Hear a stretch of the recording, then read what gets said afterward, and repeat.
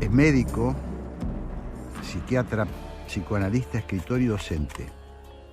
Profesor catedrático de licenciatura en psicología en la UADE. Fue columnista en los principales medios gráficos del país y realizó también sus propios programas de radio y de televisión. Es autor, entre otros, de los libros Y el mundo se detuvo, en coautoría. ¿De qué hablamos cuando hablamos de buen amor? De felicidad también se vive.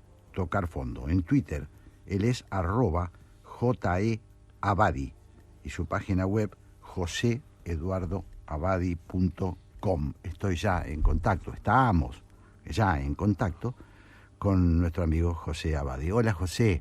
Querido Jorge. Hola, José, ¿cómo estás? Un gusto tenerte con nosotros. Y no sabes para mí, querido, de todas, sinceramente. Bueno, tenemos mucho para hablar, José, porque nosotros venimos como toda persona más o menos que tenga los pies en la tierra, preocupados con la Argentina que nos toca, preocupados, tratando de entender qué nos pasó en las PASO, qué nos pasa, qué pasa por la cabeza de la gente. Y bueno, y ahí se nos ocurrió, queriendo hablar con José, para intercambiar algunas opiniones, ¿no? ¿Cómo estás viendo vos a nuestra gente? ¿Cómo estás viendo las decisiones que toma? Bueno, ante todo, gracias por la confianza que significa para mí que me entrevisten. En segundo lugar, es buena esa idea de los pies en la tierra, ¿no? Hay que aclarar, siendo argentinos, los pies sobre la tierra, ¿no? A veces nos sentimos tan enterrados que ya no se trata de una raíz que nos da identidad, sino de una opresión que nos aliena, ¿verdad? Claro. Es lo que está pasando tanto en este momento en nuestro país, ¿no? Creo que evidentemente es una sociedad que en este momento es una sociedad padeciente, no nos engañemos, es una sociedad desconcertada, es una sociedad que intentamos poner la palabra incertidumbre y en realidad es una sociedad que se vive amenazada y desorientada. Por lo tanto, una amenaza y una desorientación implican no una curiosidad respecto al futuro, sino miedo respecto al futuro. Y eso nos lleva a reacciones angustiosas, a reacciones ansiosas que derivan después en angustia. O sea que cuando la ansiedad se comprime, pasa al cuerpo y la llamamos angustia y empiezan todos esos trastornos neurovegetativos. Y bueno, claro, desde todo esta angustia después hay que descargarla. ¿Y cómo? Y en conductas desgraciadamente sintomáticas, desde la violencia vincular hasta la irritabilidad, sentimientos de pesimismo que llevan a la depresión, los cuadros panicosos que tan repetidamente vemos. ¿Vos advertís, José, algo de todo esto que estás describiendo con tanta precisión? ¿Advertís algo de todo esto en el modo como se ha repartido en las PASO recientes el voto del país? ¿Advertís matices en una y otra dirección con respecto a estas intensidades y a estos desarraigos? ¿Sabés que sí, Santiago?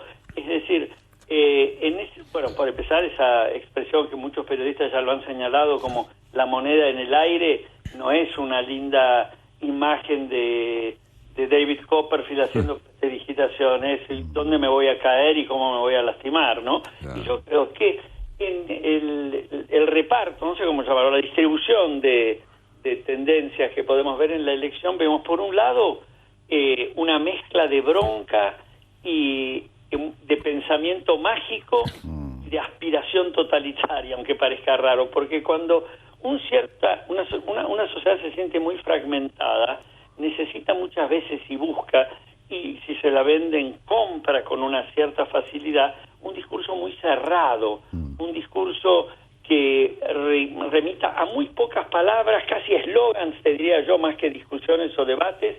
La reflexión queda postergada por una adhesión idolatrada, pensamiento mágico a figuras que se idolatran, y entonces eso te genera: quiero salvarme perteneciendo e identificándome con ese movimiento. Por eso creo que una de las tendencias no fue solamente voto bronca, escepticismo, que se vayan todos, que también estaba, ¿qué importa si voto a alguien que no dicen que tiene un programa organizado, lo que sea? Si los que lo tienen igual me llevaron a donde me trajeron a donde estoy ahora. Pero también creo que hay, Santiago, en este sentido, una organización de un discurso que muchas veces es peligroso porque como elude la reflexión, como elude la diferencia, como elude la singularidad, somos eslogan, gesto, mímica, pensamiento mágico, nos puede llevar, y sabemos que en el mundo han existido, derivaciones totalitarias, ¿no? José, sí, perdón, pero quería decir una cosa. Sí, Por sí. otro lado, vemos un discurso a veces con ideas liberales, ideas diferentes, pero más serio, un discurso que viene con una propuesta más ordenada, y aprovecho la palabra ordenada porque una de las palabras que usa Patricia es orden, Sí. pero ahí hay un punto que muchas veces está, para mí, por favor, es mi opinión, no pretendo que sea, que a veces está faltando allí, es la empatía. ¿Qué quiere decir la empatía? Esa posibilidad de identificarme con lo tuyo sin que vos pierdas tu condición de individuo y yo la mía. Algo de esa emocionalidad no falta, pero es débil. Claro. Y la otra, bueno, la promesa que tantas veces aparece como promesa incumplida, muy parecida a promesa incumplida a la mentira, y la tentación de creer en una organización sumamente depurada de una solución cuando sabemos que no, ¿no? Pero una lealtad a lo que sería una tradición. Yo soy peronista, ¿no? Estamos hablando con José Abadi. Y, José, te confieso que uno de los temas que más me preocupan, que lo venimos charlando mucho con Santiago, es esta irrupción de algo que parece que de golpe todo lo que sabíamos, todo lo que conocíamos, todo lo que creíamos saber, se pone viejo. ¿Por qué? Porque irrumpe, sobre todo a través de las redes, de ese fenómeno que se está analizando en todo el mundo, no es un problema argentino, irrumpe a través de las redes la idea de que todo lo que nosotros construimos era una porquería. Y que ahora lo que viene es esto, es que no importa la palabra, es que hay un candidato que dice, lo dijimos hoy en el comentario inicial, bueno, con China, con los comunistas no vamos a comerciar, al otro día cambia, pero mientras tanto discutimos pavadas y los problemas de verdad no sabemos cómo los van a abordar. Esto insustancial, ¿cómo lo ves vos?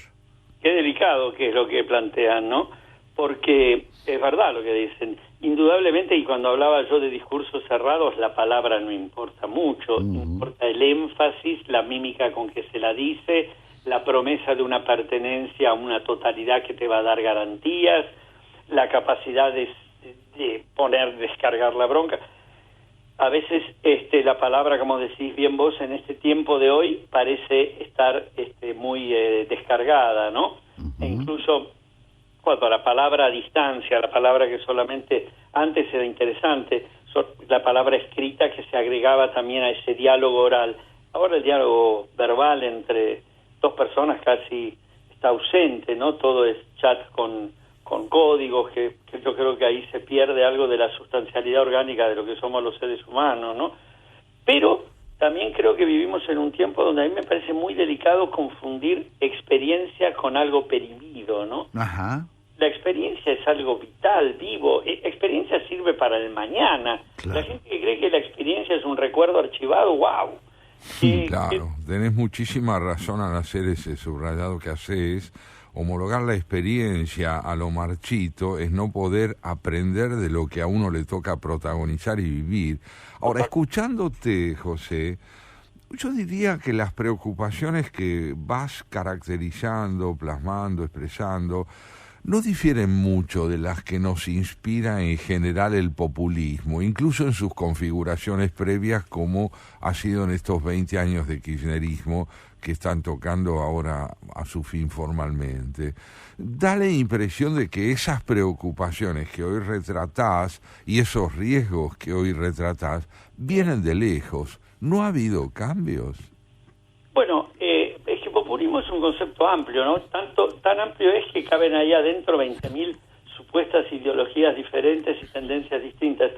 Creo que muchas veces el populismo intenta ser la respuesta a la insustancialidad supuestamente de lo que los partidos representativos implican. Vale decir, el populismo pretende ser, pero pero desgraciadamente cuando conforma como una voluntad de poder totalitario y permanente deja de serlo, una especie de gran festejo fusional donde adquirimos una especie de vivencia de pertenecer a un todo que nos da un sentimiento también de trascendencia, de omnipotencia. A ver, a quién se lo estoy explicando, ¿no? Pero quiero decir, cuando quiere parecer o cuando tiene un sabor a alguno de los festejos mitológicos, si duraran un tiempo limitado y después convirtieran a la nitidez de cada uno de los perfiles en algo más rico, magnífico. Ahora, cuando se transforma en una avalancha que pierde un sentido específico, que borra individualidades para siempre y que aspira simplemente a una permanencia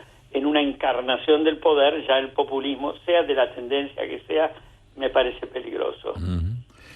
José, te pregunto, ¿qué observás vos o qué es lo que más te preocupa que observás vos? Ya te estoy hablando como profesional, sí. Lo que trae la gente, ¿qué sentís que es predominante? Si es que se puede hablar de predominancia, sí. Si es que hay algo que atraviesa a todos, porque supongo que es muy diferente, claro, la vida de cada uno, ¿no? En las circunstancias que le toquen. Pero ¿cuál sería el tema que más te inquieta?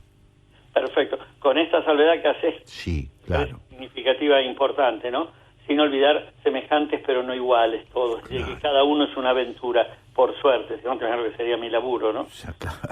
No, ¿qué sería de la especie? Claro.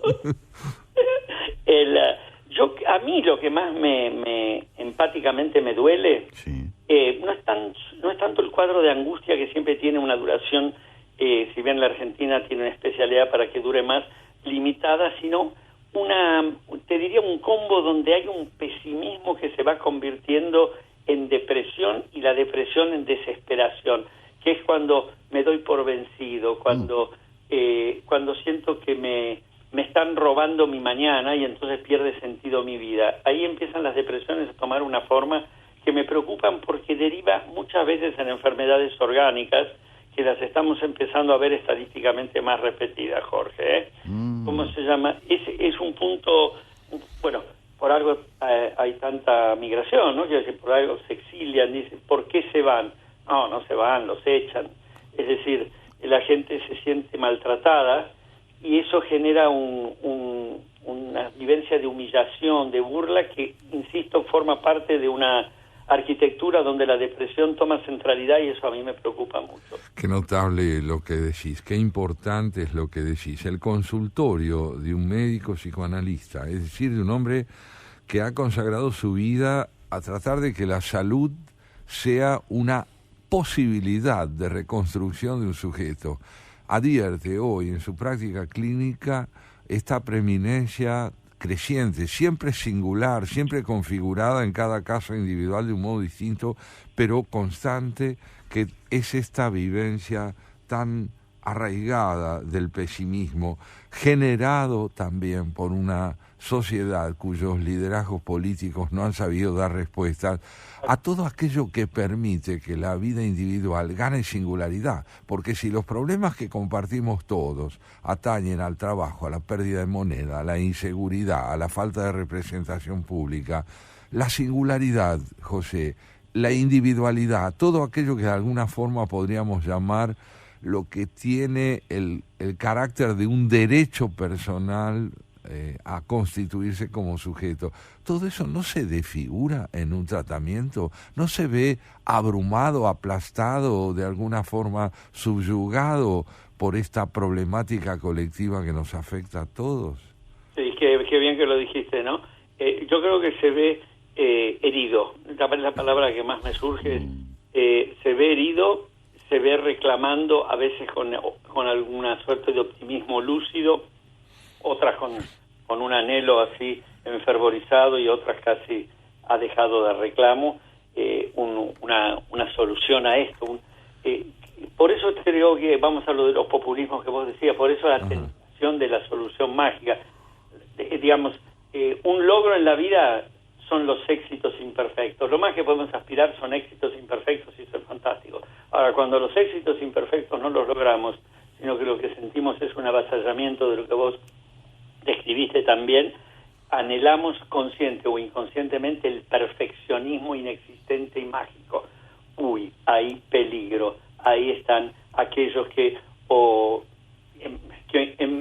psicopáticamente o de la forma que quieras aprovechan o surgen o emergen de esa coyuntura proponiendo alternativas que a futuro a mí me parecen peligrosas.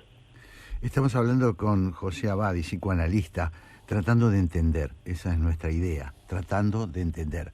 Y te pregunto, José, se ha dicho mucho que también una de las cuestiones que nos atravesaron, que fue la pandemia, cambió nuestra forma de ver la realidad.